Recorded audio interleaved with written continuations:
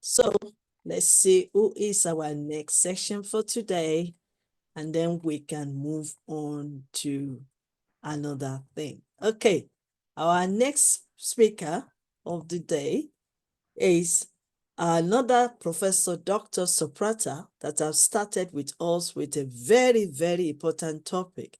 Everyone that has been sharing with us since yesterday have been sharing some great stuff that we need to really grab it. And guess what? All these things will make it free of charge for everyone.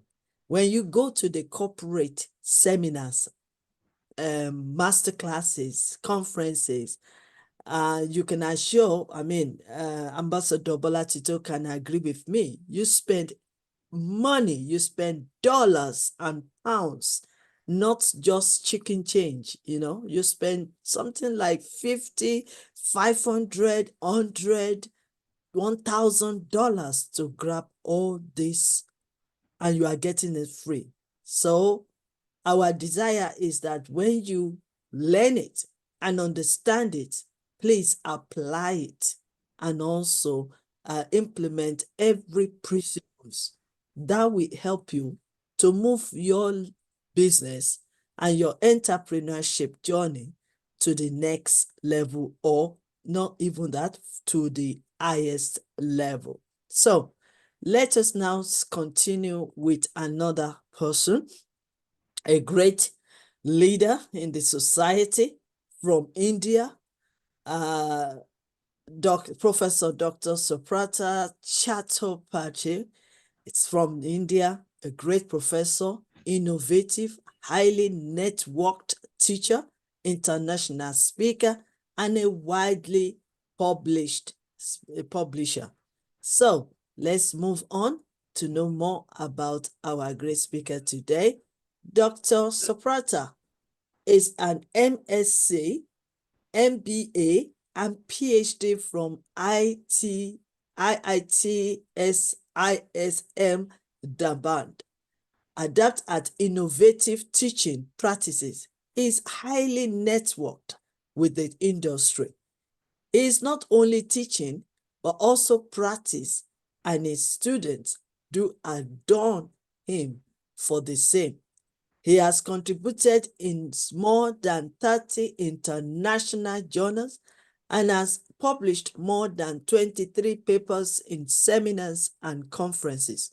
Besides, he has authored 3 books on computation in estate management, transport management, and values and ethics for engineers and managers. Maybe I might want to ask him, where can we get those books? He is associated as life member with ISTD, CMA, PRSI, NIPM, NHRD, NFED, ISABS, and does mentoring and consulting for various organizations. So let's move on. Professor Dr. Subrata has been awarded and recognized as the Outstanding Higher Education Leader of the Year by SOE Global Education Awards in 2014, recognized by NFED for its contributions to mentoring startups, teaching, and research for 2 consecutive years, 2013 to 2014. He was conferred the prestigious MTC Global Top Thinker Award in September 2015, and also Mentor of the Year by HRD India in June 2019. He's on editorial board of 5 international journals and NENDST Government of India, and is also recognized faculty on entrepreneurship and a mentor to startups. He is a mentor of change in the outer innovation mission of Government of India, and has been conferred the prestigious Certified Management teacher by MTC Global for his innovative and dedicated teaching and mentoring in 2015. Also, Professor Dr. Subrata has successfully shared and invited as a keynote speaker in several national and international conferences in South Asia. And to add to it, it is also a privilege to say that he is one of our advisory board member and also YYC ambassador in India. So permit me to welcome Professor Dr. Subrata Chattopadhyay to our section today, while we continue on corporate branding part 2. You're welcome, sir. So very good morning, good afternoon, good evening. So this is my concluding session on corporate branding. So yesterday we did some discussion on what branding is, the different types of branding, and also the benefits and advantages of branding. And today I want to use this session with some brands which we are acquainted with and why they were a success, why some brands were a success, and why some failed for different aspects. So I'll start with Netflix. So Netflix actually is a prime example of successful business transformation. And they actually started as a DVD rental by mail service, and the company recognized the shifting trends and rise of online streaming. Now, that is actually what we call in entrepreneurial terminology as opportunity identification. So doing the, finding out the right opportunity at the right time and encashing on it. And that's what Netflix did. So Netflix transformed itself into a digital platform and became a dominant player in the streaming industry. Now, what are the key reasons why Netflix succeeded? The first one, which is required for any business, is visionary leadership. So the leadership team under the Reed Hastings anticipated the future of streaming and made bold decisions to pivot their business model accordingly. The next very important factor for success was agile adaptation. And Netflix demonstrated agility in embracing the technological advancements and quickly respond to marketing changes. And the next is a customer-centric approach. So by understanding the changing needs and the preferences of customers, Netflix actually focused on delivering personalized content and exceptional user experiences. Now, this is a very, very important perspective as regards branding, which is co-creation, which is understanding from the customer's end and also engaging the customers in your branding and your manufacturing process. Now, the vital change which Netflix has done as regards OTT or the up is that we used to go to cinema halls or to watch movies or any sort of drama or any program, any music program, etc. Right? So there is a stipulated time when we had to go. So it was not our choice. Say I want to watch a particular movie at any point of time, say maybe in the 2 a.m. in the morning, right?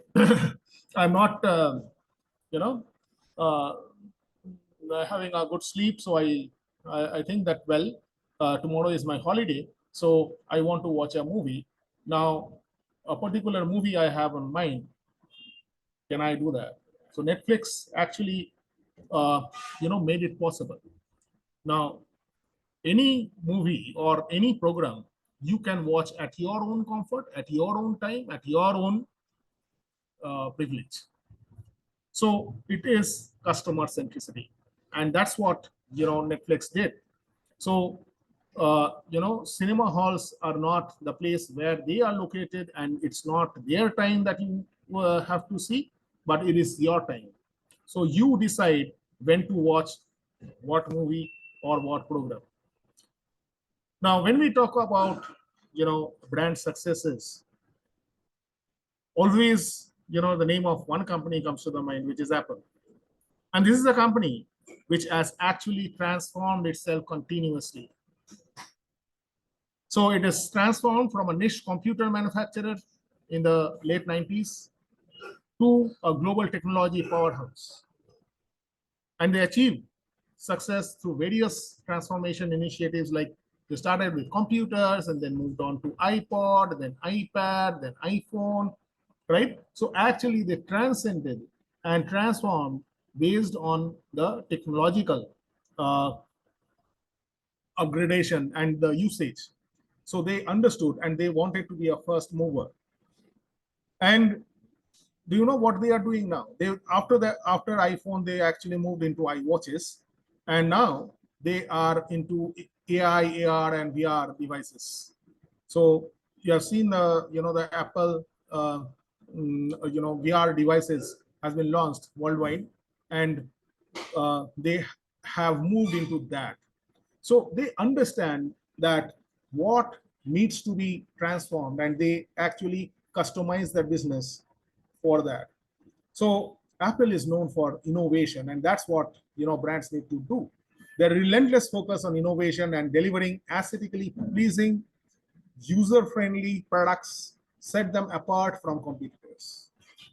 And the next is seamless ecosystem integration. So Apple created an ecosystem where the devices, softwares, and services seamlessly work together, enhancing the overall user experience. Added to that, they have a very strong branding. Their ability to create an emotional connect with the consumers through brand identity and the marketing campaigns have actually contributed to the success in transformation.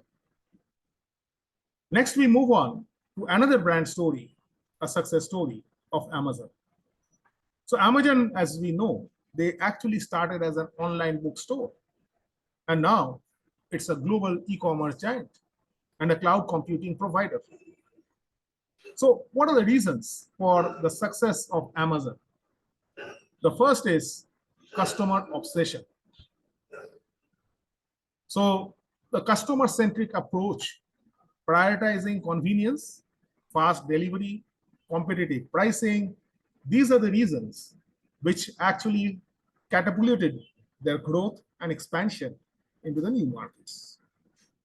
The next is, again, like Apple, Amazon also went for continuous innovation. So Amazon continuously innovated and diversified its offerings, expanding beyond e-commerce into sectors like cloud computing, like Amazon Web Services that is there, and also the digital content that is Kindle. The next important reason for Amazon's success is data-driven decision making. Now, Amazon leverages its vast data actually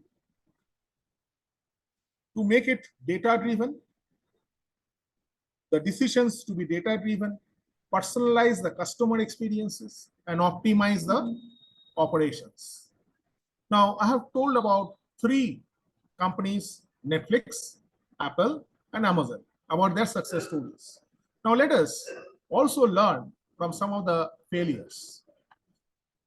So there was one company called Blockbuster, and this was a dominant video rental chain. And it failed to adapt to digital age and eventually filed for bankruptcy. Why this happened? The first is, and these are lessons which every organization, every company has to know and be careful about. First is resistance to change. Blockbuster failed to recognize the emerging trend of online streaming. and clung to the traditional brick and mortar business model. So what Blockbuster actually failed, Netflix actually gained from that. Lack of innovation. So the company lacked innovation and failed to introduce disruptive technologies or services to compete with emerging rivals like Netflix. And the next is poor strategic decisions. So Blockbuster again declined an opportunity to acquire Netflix. And this was one decision which ultimately proved costly. We all know the name of Kodak. So Kodak is a renowned name in photography and imaging, and it struggled to adapt to the digital revolution. And it filed for bankruptcy in 2012. Now, what are the reasons? Why do you think Kodak failed? The first is complacency and slow response. So it failed to anticipate and respond to the rapid technological shifts in the photography industry. It also failed to embrace digital innovation. So Kodak hesitated to invest in digital technologies, and it actually went on for its film-based products only. The next is their ineffective business model transition. So Kodak's attempt to transition from a film business to a digital-centric model was very slow and very poorly executed. And this actually resulted in loss of market share. The next very important example of failure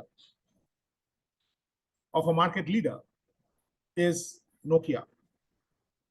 So Nokia, as we know, was once the dominant player in the mobile phone industry. And it actually experienced a significant downfall and failed to adapt to smartphone era. The first reason is lack of agility. So Nokia was actually slow to respond to the growing demand for smartphones, and it failed to adapt to match the user experience offered by competitors like Samsung. Ineffective leadership. So the leadership at Nokia underestimated the potential of smartphones, and it failed to make strategic acquisitions and lacked a clear vision for the company's future. The next failure was their over-reliance on legacy products. So Nokia, as we know, had a strong focus on feature phone business, and it prevented them from fully embracing the shift towards smartphones, causing them to lose market share. So Nokia actually failed to go for Android-based phones. So it actually did not go for Android technology, and Samsung was a distant second, and it adopted the Android technology and was a huge success. So you need to understand what technology needs to be adopted, and you have to be agile in doing so.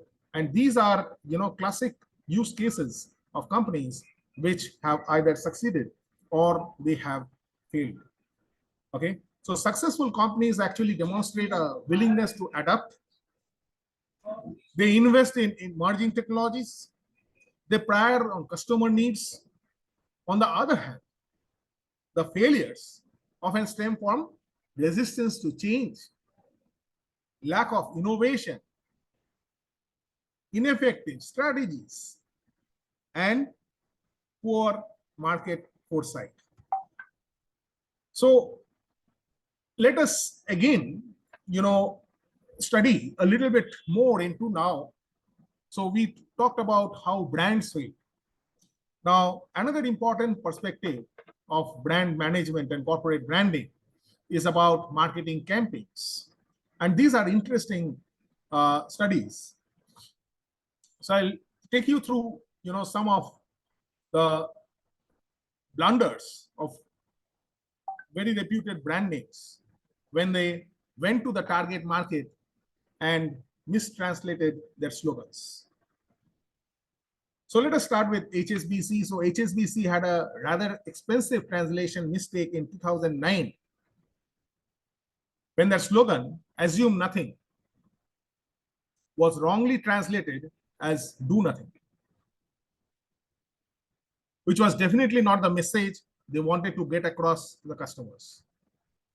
And this small error, "Assume Nothing," wrongly translated as "Do Nothing," actually cost them $10 million to fix, and they decided to change their slogan and the translations to "the world's private bank." Mercedes-Benz, very well-known brand in the automobile market, when they entered into the Chinese market, they used the name Bensi, Bensi, Bensi. Now, Mercedes-Benz should have actually checked what the word Bensi in Chinese means. You know what it means? It means rush to die. Now imagine you are buying a car and translated into Chinese, it means rush to die. Would you ever go to buy that car? Okay. So that was a very costly mistake. And eventually they managed to change the name to Ben Chi, Ben, then CHI, which means to gallop. And somehow succeeded. Coming to Chevrolet, another automobile major, a similar issue occurred when Chevrolet decided to keep the name of their Nova car the same for the Spanish market. However, in Spanish, Nova means doesn't go. Now you are buying a car for transport, and if it is translated into Spanish, Nova means doesn't go. That means your car doesn't move. Why would you buy that car? So it was another expensive mistake. So Chevrolet changed the name from Nova to Caribe, Caribe, and sales began to increase. So translation of slogan or brand names that are not suitable, it also affects the brand image. Yesterday, I was talking about Coca-Cola. Sorry, I was talking about PepsiCo, right? Come alive with Pepsi, translated into Chinese, it actually meant Pepsi brings your ancestors back from the dead. So, these are very costly mistakes that companies do make. Yellow Pages, they published an ad on billboards around Toronto, which said, find out if Beam BAP tastes as good as it sounds, and had an image of a bowl of noodles and chopsticks underneath it. And bibimbap is actually a Korean rice dish which is eaten with spoon. So it wasn't well received. Now there are numerous such mistakes that are there. Procter and Gamble made another image error when they started selling their Pampers disposable nappies in Japan. So the packaging had a large image of stork delivering the nappies, which links to the popular children's tale in UK that stork delivers babies. However, in Japan, the story of the stork doesn't exist. In fact, babies are said to be delivered by a giant pitch, which floats them down the river. So this was a confused positioning, which Procter and Gamble didn't understand, which led to a lot of drop in sales. Now, brand communication is always not a blunder. Now, some of the brands also get a somewhat right balance between keeping the tone of their brand and ensure that it resonates with the target market. Say, for example, Innocent Drinks. They are well known for marketing smoothies and juice drinks in a playful and chatty way. They use humor on their website and package to give their brand voice a friendly tone that help their brand to life. So they worked hard with the translators and the teams in each territory to replicate their colloquial chatty tone in other languages, and it really paid off. The next, Coca-Cola also came up with another campaign, Share a Coke campaign. This was in 2014-15. And this had a real impact internationally. Why? Because people from all the countries could go online, they could order a bottle of Coke with theirs or friend or family member's name on it. Now that's customization. It also prompted buyers from all over the world to share their photos and videos of their personalized bottles on social media. Next, we move on to L'Oreal. So L'Oreal needed a translation for the brand name again in Chinese. They could have adopted for the transliteration of each syllable, but they hired a transcreator to rewrite their message. So often, small investments that you make, like what L'Oreal did, they hired a transcreator to rewrite their message. So they opted for the word Aulaya, Oulaiya, which includes the characters for the words quality, elegance, which made them stand out as a luxury brand. Now coming to Harry Potter. So even if you are marketing to another predominantly English speaking country, you need to think whether the names, titles, or slogans will be well received. And the first book in the Harry Potter series, Harry Potter and the Philosopher's Stone, as we know, was adapted to sell in the US market as Harry Potter and the Sorcerer's Stone. Why?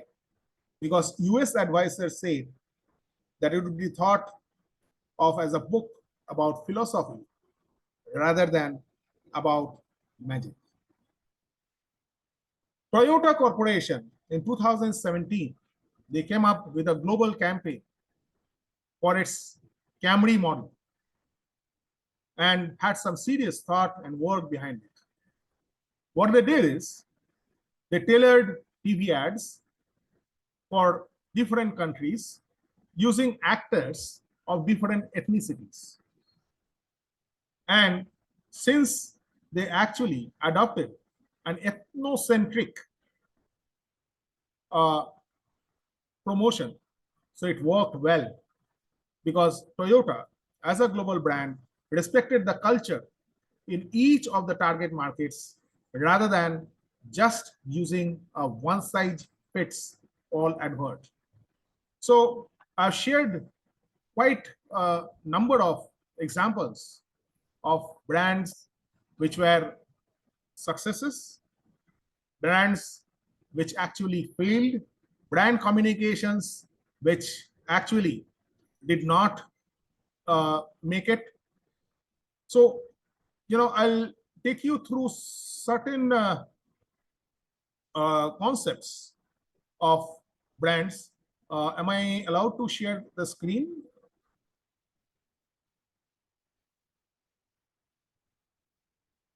Yeah, I think I can share the screen. Yes, you can. Yeah. So I hope it's visible.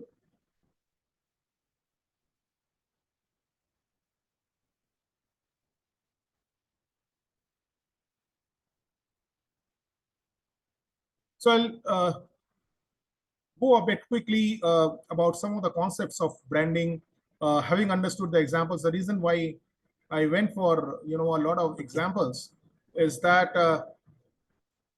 that actually makes the remembrance much easier. We remember when we remember by examples and cases, it's long etched in our memory. So this is about the brand name. So we all know that it's about words, group of letters. So let's not spend too much time on it. So then we have a trade name. So trade name is basically the name of a company or a division of a particular corporation. That is a legal name that the company uses in its business. So like we have the names Kellogg's, Dell, Xerox, etc. Okay. So this is actually the corporate brand, right? So you can see the different brands. Okay. Now you see when we talk about Xerox, right? This actually is an interesting terminology. So when we do actually a photocopy, right, many of us loosely say that we are going for Xerox. Now, Xerox is the name of a company, a brand. So what has happened is that the brand name has become synonymous to the activity. And every brand actually tries that their brand name becomes synonymous to the product usage, because that actually leads to the top of the mind awareness. So then we have brand mark, that is the part of the brand that is symbol of a brand. So you can see Toyota symbol over here, you can see Nike symbol over here, right? And then you have uh, create character, okay? So Jolly Green Giant, Pillsbury, so they have different trade characters, as you can see over here, right? So then you have a trademark. So trademark is actually trade name, trade character, etc. Right? Legal protection by the federal government, and it's followed by a registered trademark. So you can see TM written. Okay. Now there are certain other concepts like brand extension or brand stretching. So many times what the companies do is that they actually stretch their brands, and it's called a spin-off. Okay, so organizations use this strategy to increase and leverage the brands. And brand extension is actually the use of an established brand name in the new product categories or for existing product categories. Okay, so existing brand that gives rise to a brand extension is actually a parent brand. And if the customers of new businesses have values and aspirations matching with the core businesses, then the values and aspirations are actually embodied in the brand and is likely to be accepted by the customers in the new business. Another way of brand extension is forming a brand alliance. That is two brands, coming together. Like say, for example, Maruti and Suzuki. Okay, Suzuki is of Japan, Maruti, and they form a co-branding, joint venture, maybe. Okay, so there could be two categories of extension, that is product related association and non-product related association. So another form of brand extension is a licensed brand extension, when the owner partners take on the responsibility of the manufacturer and sales of the products, paying a royalty every time a product is sold. Like say, for example, Renault's being sold in India is under license. So they have to pay a royalty for the product that is sold, right? So some examples, okay, you can see over here, example of brand extension, okay. So just a minute. Yeah. So you can see about Jello Gelato creating Jello pudding pops, increases awareness, the brand name, and increases the profitability. Nike's brand core product is shoes, but now you can find Nike into sunglasses, into t-shirts, into soccer balls, into basketballs, golf equipments. So that is that extended entity, right? So brands successfully extended from clothing to home furnishings such as bedding and towels, and both clothing and bedding fulfill a similar consumer function of comfort and homeliness. So Ralph Lauren's Polo is an example of that. Similarly, Fab India, from home furnishing to FMCG to soaps, detergents, and food products. So these are extension. Then we have Virgin Group, okay, which was initially a record level that has extended its brand successfully many times. So we know about Virgin Group, transportation, to games, to telecom, to beverages, to video, right? And then, into retail, Virgin mega stores and so on, right? So I'll just, move on one or two slides and come to product extension. So what is a product extension? Product extension are actually versions of the same parent product to serve a segment of the target market and increase the variety of offering.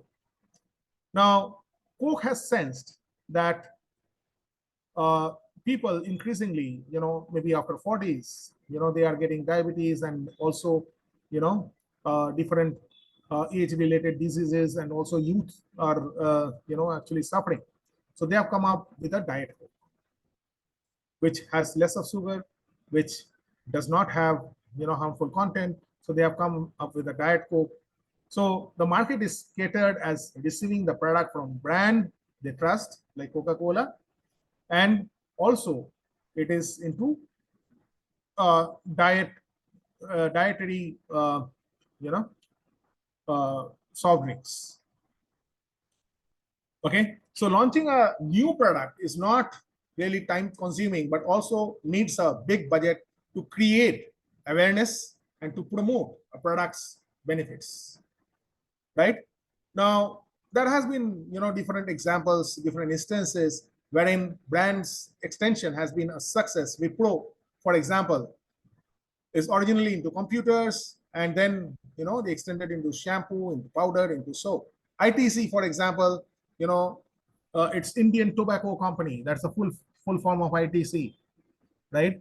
After 70s, they actually diversified, and now it is a huge multinational conglomerate. So this conglomerate has its presence into everything that you can think of, right? Be it hotels, be it hospitality, be it healthcare, be it FMCG, right? Even education, etc. Everything that you can think of, even matchboxes and matchsticks, right? So that's their they are also present in spices. Okay, so Mars is not no longer a famous bar only. It's also an ice cream, a chocolate drink, and a slab of chocolate. Mother Dairy, no longer famous for dairy milk only. It's famous for ice creams, yogurt. Okay, so the different companies like Britannia, Tata's, ITC, Unilever, they have actually went for brand extension for their entire product portfolio, right? Um, Now again, there are instances wherein brand has actually failed. So in case of New Coke, the Coca-Cola has forgotten what the brand was meant to stand for. It thought that the taste was only factor that consumers cared about, and that's why they failed. Rasana, for example, was a very famous soft drink at one point of time in India, right? But when it tried to move away from niche, there was very little success. It tried to experiment with Fiji fruit drink, Oranzold, and the brand boomed even before it could actually take off. Why? Because Oranzold was a fruit drink in which carbonates were used as preservative and did not work out because it was out of synchronization with its retail practices. Right? So brand extension, the advantages are that it accepts the new product easy by reducing the perceived risks. It increases the brand image. It actually creates a likelihood of gaining distribution and trial increase. It actually increases the efficiency of promotional expenditure. Okay, Cost of developing the new brand is saved because you are going for an extension of an existing brand. Consumers can now seek for variety.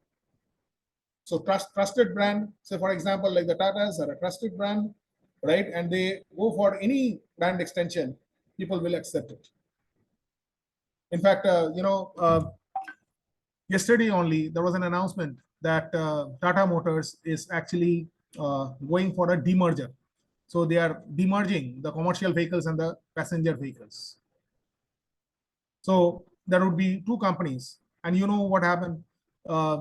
That resulted in their shares increase to the extent of 7% today. So you can understand that the customer response immediately is shown because customers do want mode of focus, mode of variety as well. And also there are packaging and labeling efficiencies when you go for brand extension. Okay. Now, as I said that when you go for a brand extension, the image of the brand is enhanced, revise the brand meaning is clarified, increases the market coverage, and also the customers associate the original or core brand to the new product and hence have quality association. Now, the disadvantages are that when you go for a brand extension in unrelated markets, wherein there is no need for it, it may lead to a loss of reliability. It may damage the image. It may there are chances of less awareness and trial. And if the brand extensions have no advantage over the competitive brands, then it will actually fail. Now, some other concepts as regards corporate branding, very important is brand positioning, as I was talking about, top of the mind awareness. So it's one of the oldest marketing terminologies. So traditionally, firms have concentrated on the points of difference. Okay. So what is your differentiating factor? That actually showcases your positioning strategy. And also the competitive frame of reference. So where are you positioned? What is your market share? What is your relative market share? The frame of reference that includes other brands. And the other thing which is important is about points of parity. What are points of parity? Points of parity are the shared values between the target brand and the competitors. And they are actually the common denominators that define the category. Now, this is an interesting map that you can see. Okay. So when you talk about Nike, it's not only about shoes predominantly that we thought of, but there are so many things that comes to your mind when you talk about Nike. So, it's about products. Okay. It's so Nike shoes, clothing, tennis, basketball, running.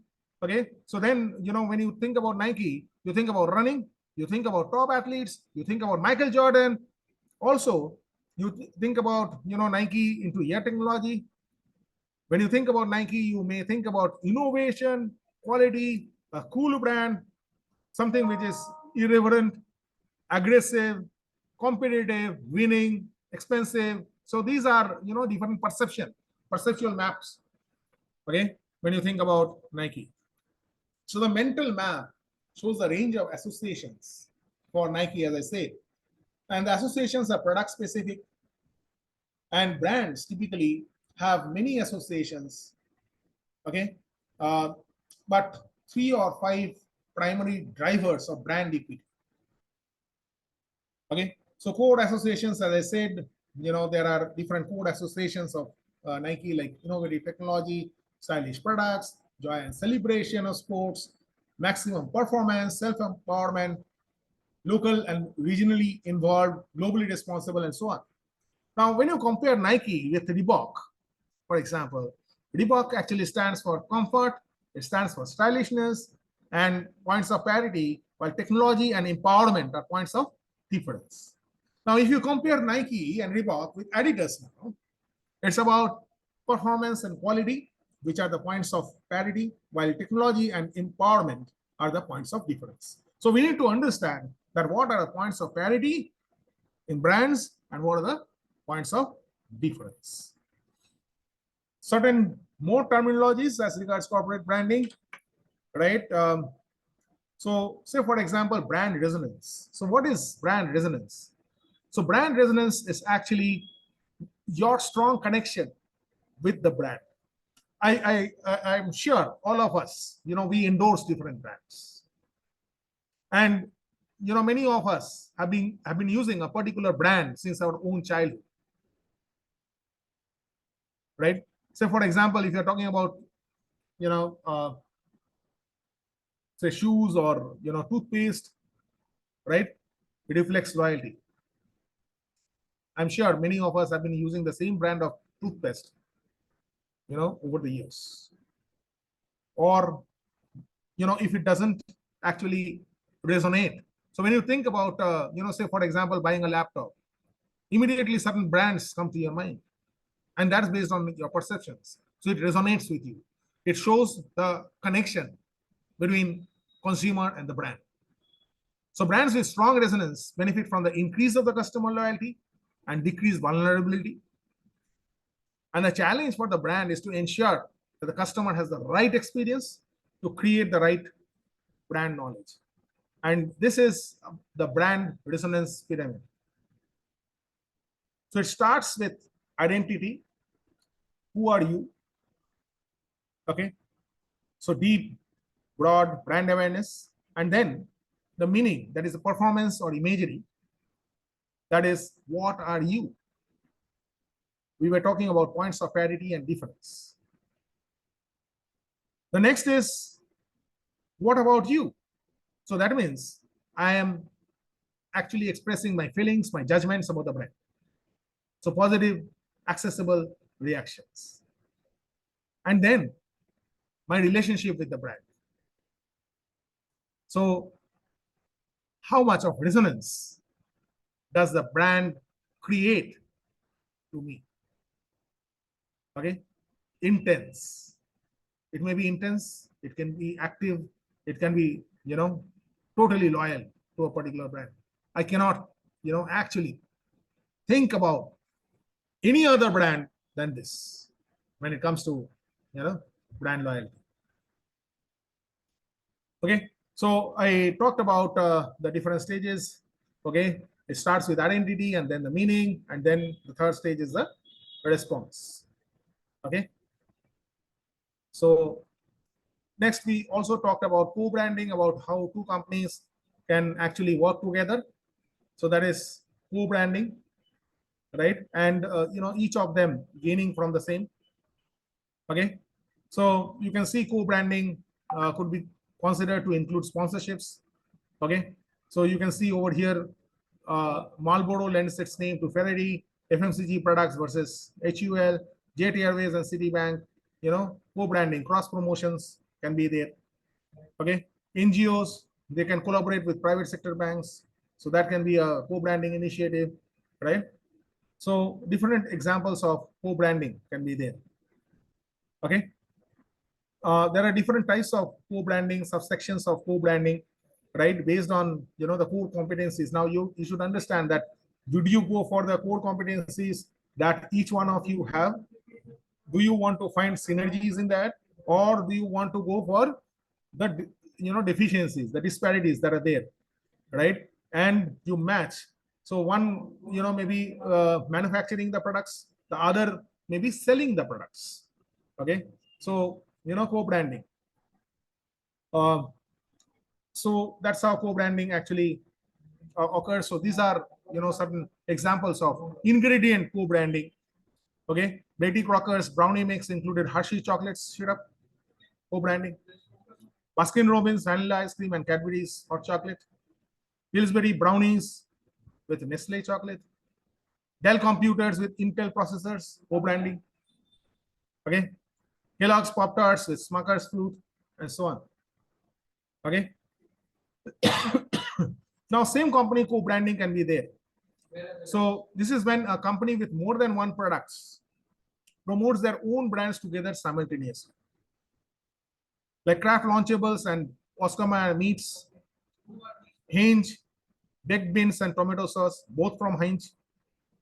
Expedia, flights, hotels, vacations, can offer deals separately or as a composite solution. Then you can have a joint venture co-branding like British Airways and Citibank.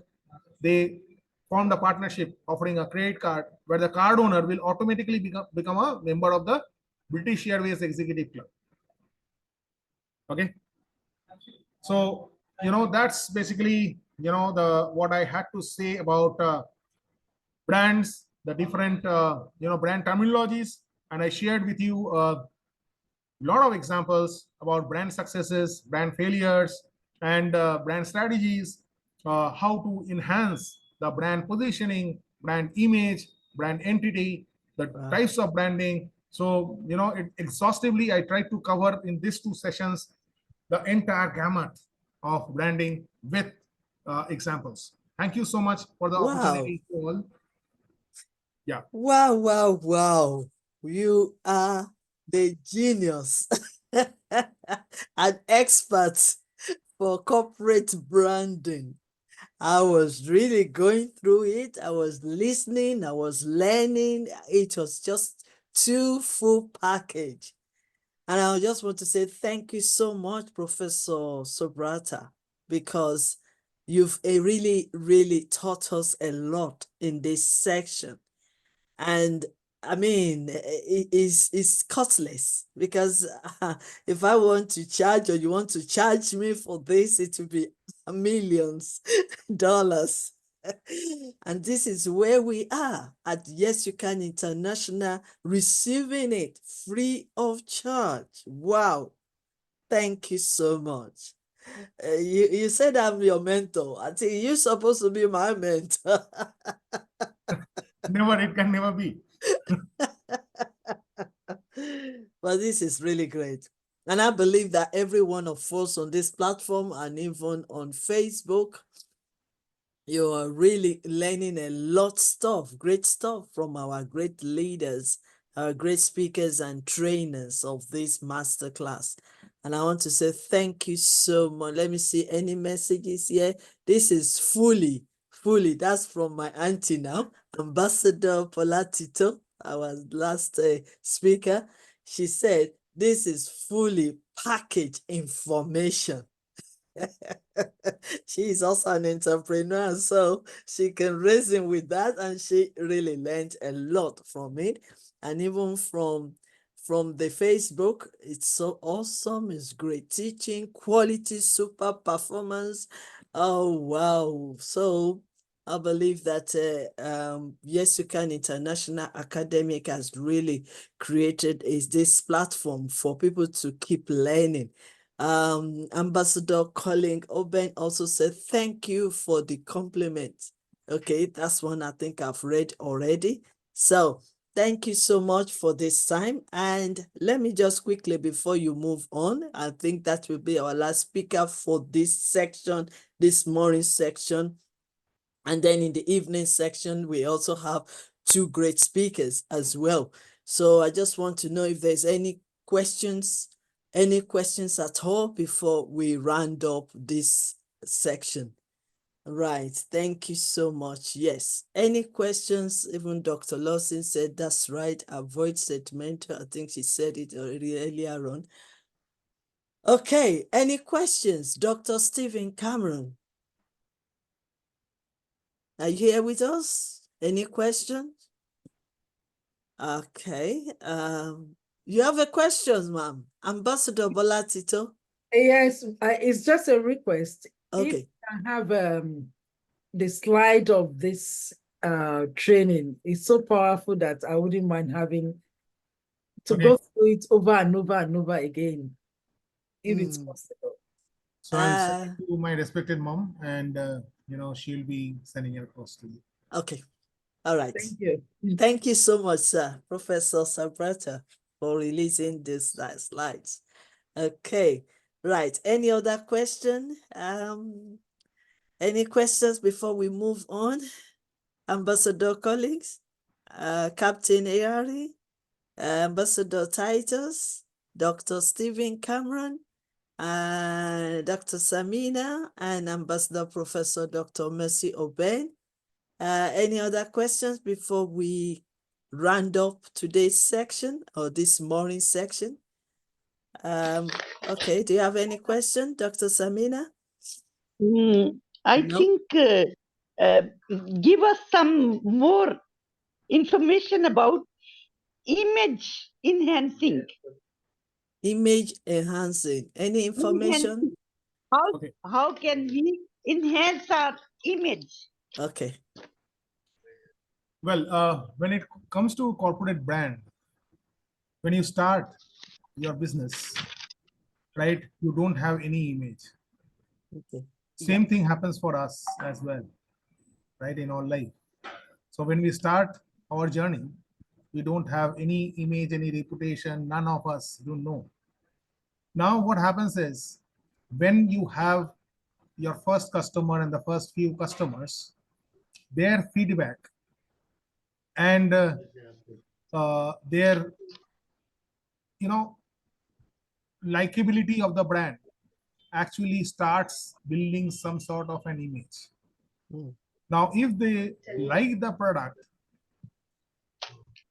well enough, then they will go for a repeat purchase. Now, when they go for a repeat purchase, still they like the brand. In preference, see, customers always do a comparative study. So they always will say, oh, this is the brand that I was using. Now I am using this. This seems to be much better. Mm. Now, if they are using over a period of time and they do not find any substitute, then they will continue with the brand. And that actually lays the nucleus for image building. And if that sustains over a period of time, then what happens is the customers cannot think of any other brand than the brand that they use. That talks about the affinity towards the brand. So that's, brand philia, so to say. Philia means love. Okay. So, that talks about your brand loyalty, that you are actually addicted to the brand. And that's what companies want. If, uh, you know, I was seeing, one of the latest ads of Colgate. Okay. So Colgate was actually using very senior ladies and gentlemen who have been using the toothpaste since their childhood. So, they have been saying that, we have used this, and then they also showed that, their generations after has also used that, which actually shows that it becomes a family brand, reconciliation, and it becomes so deep that, everyone in the family actually uses that. Okay. Thank you so much for your That's answers. how. Thank you so much. Thank Thank you you so so much. much. Okay. So this is where I believe that nobody, thank you so much, Dr. Samina, for that question. And I believe every one of us are satisfied with the teaching today. I also have another comment on the box. The three speakers were awesome. I'm proud to be part of this full package. Thank you for this rare opportunity. And that is said by Captain Ayori. So on this note, we want to say thank you so much, Professor Subrata, because I believe you've answered our questions and you've really delivered. Same also as Ambassador Bola Tito Ladapo. But before I do my final vote of thanks, let me quickly show, because like I said, we have the morning section and we also have the evening sections. So today, well, before then, let me just quickly share with you on some food for thought. The state of your mindset will determine how you perceive and respect others. Mindset is everything. So the state of your mindset will determine your speed of your journey. The state of your mindset will determine what you see, obstacles or opportunities, faith or fear, ignorance, being ignorant or gaining knowledge, failure or success, weakness, focusing on weakness or focusing on your strength, threats or opportunities, negative or positive thinking, or negative or positive mindset. The state of your mindset as well will determine your network, your net worth, your associations, the friends you are keeping, and the group you belong to. Always be your best and enjoy what you are doing. Surround yourself with like-minded people, and your association matters. So, let me give you a very important notice. As we are enjoying the Zoom section this morning, they are also enjoying the evening section. And that makes me to say, if you are interested in joining the WhatsApp, this is the Masterclass group link, and please, only those who will participate in learning and the speakers and trainers that needs to be added to the group. So this is the group link. And today is going to be a double barrel this evening, because we're going to be listening and learning from Ambassador Joseph Otherson.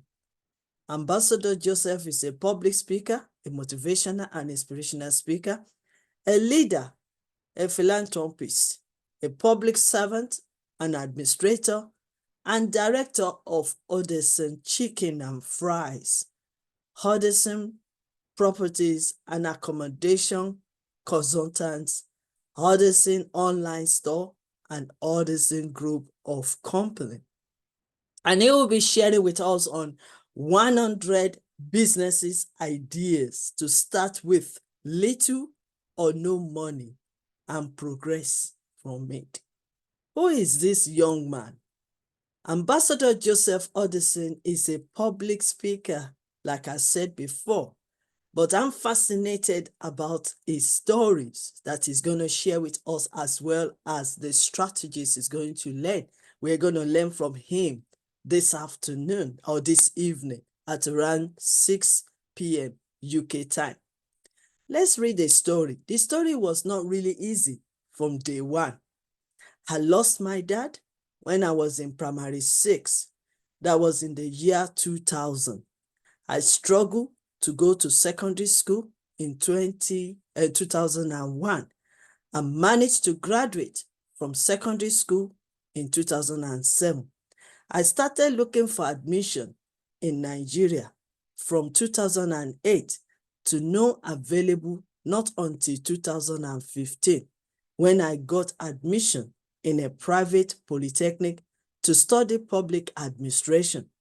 I was satisfied with national diploma in public administration and higher national diploma in public administration.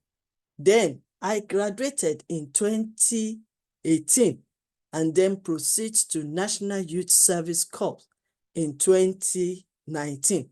Then passed out in 2020, applied for a job and got a job in 2021 as an assistant superintendent of immigration officer, AS12. So this is the young man that will be coming. He has so many things to share with us. He has 100 business ideas to share with us this afternoon or this evening with little or no money, and then progress. So join us this evening. as he will be sharing with us on the WhatsApp. There is also another young man that started with us yesterday. Oh my God, he blew our minds with his conflict resolution in business part 2, where people sit down and relax for almost 3 hours while he was sharing this particular topic. And now he's coming back to conclude with part 2 of this conflict resolution on the WhatsApp. And his name is Dr. Lonson Tom. He also joined us this morning as well and commented on the chat box while our speakers are sharing with us. And also is another amazing man, like I said yesterday, educationist, clergy, book writer, coach, preacher, mentor, administrator, elect engineer, a human rights activist, and also philanthropist. He's also going to be sharing with us today. So if you can join us on WhatsApp, that would be great so that we continue learning. Why? Because learning is living. Learning is lifelong. And as you continue to learn, you keep on growing your mindset with the right information. So that is what we stand for.